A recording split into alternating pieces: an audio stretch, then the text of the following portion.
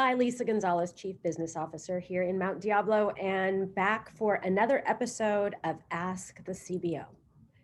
So many questions in the last month about school districts and why they don't run like a business. So, just want to point out some key points. To start with, there are a number of things that businesses and school districts do have in common. First of all, they manage people.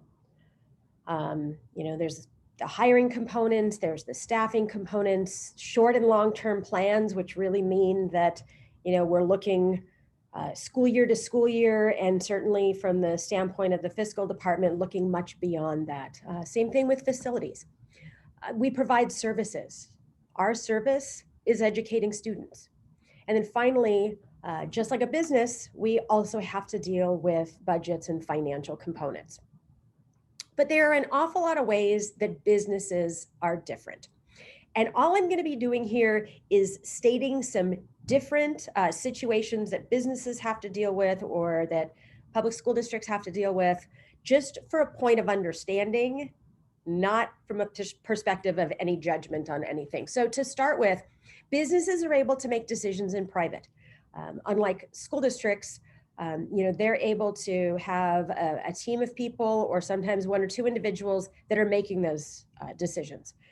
Most businesses are designed to make a profit. Certainly there are nonprofits out there, but businesses, their goal is to make money for their stakeholders or those that own the company.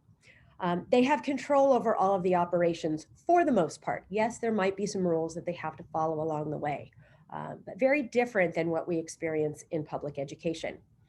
The decision makers in businesses are typically those who are at the top of the organization. They're the ones that decide on staffing, on allocations, you name it, they're the ones that are really making those decisions.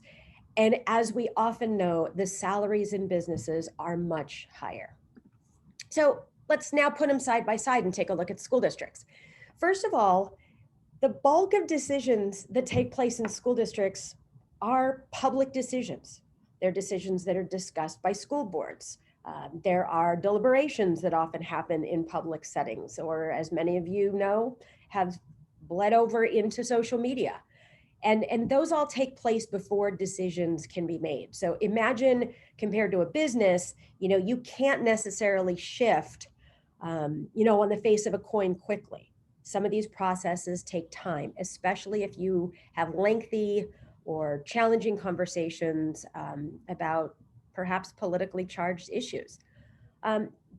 Businesses, while they're designed to make a profit, school districts are designed to achieve many purposes, right? We are good stewards of taxpayer dollars. We are educating children, any children that come our direction, right? So it's not as if we're able to pick and choose, much like perhaps a business could decide which customers it did or did not want. Our doors are open and we welcome everyone.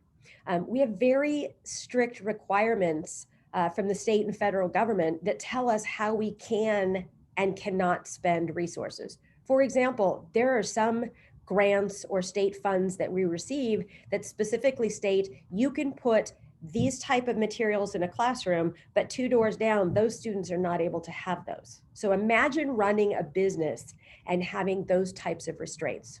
Again, not a judgment, just a perspective.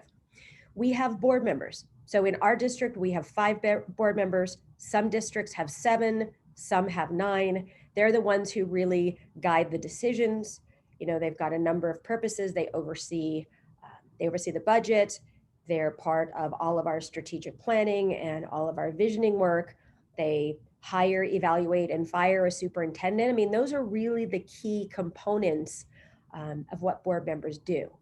They do get input from the community, parents, staff, students, bargaining groups, unlike the way that a business is run.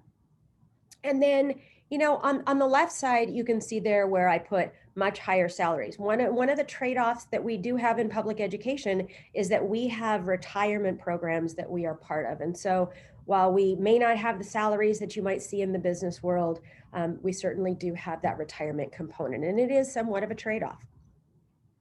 But here are some other nuances that are a tad bit different. First of all, school districts have to abide by very clear hiring guidelines, evaluation guidelines, release timelines.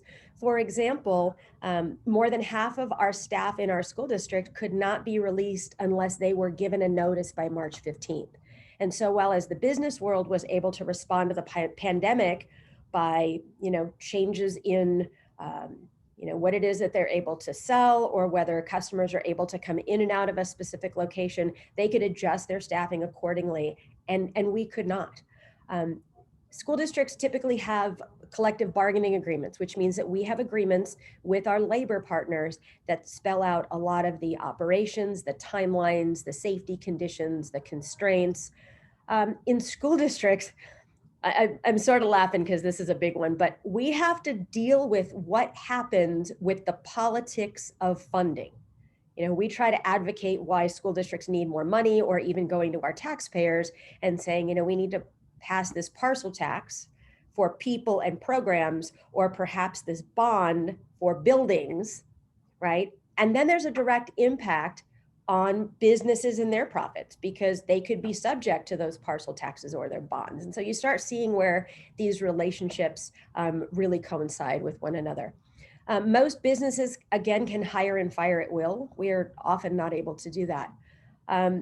It seems like we are held politically accountable for our actions, for student performance, in ways that you wouldn't see many of your local businesses being held to those same types of standards. Now, I do understand we are stewards of taxpayer dollars. So again, no judgment, just an observation of what's different.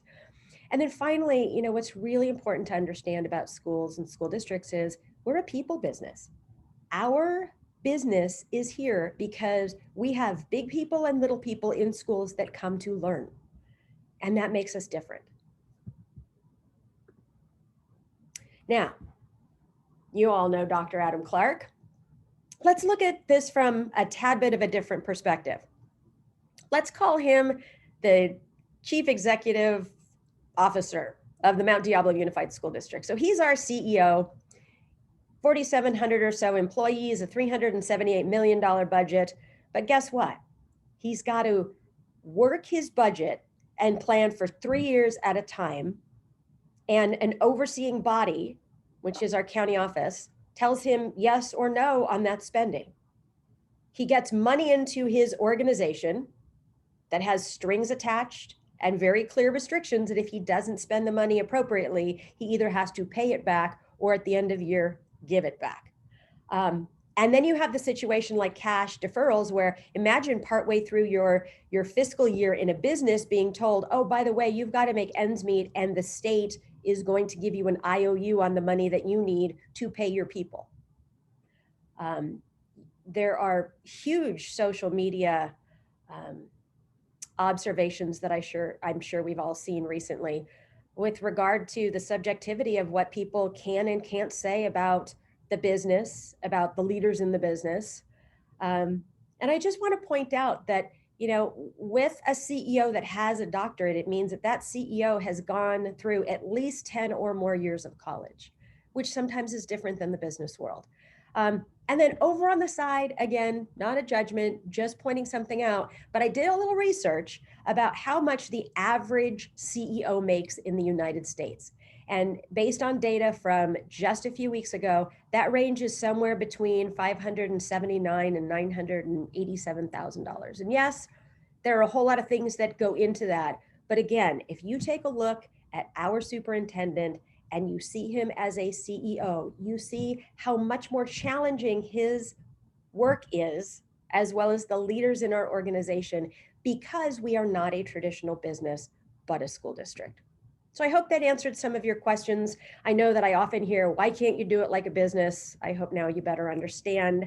If you've got a question for next week or any of the upcoming weeks, please do send me an email, cbo@mdusd.org. We'll see you next week.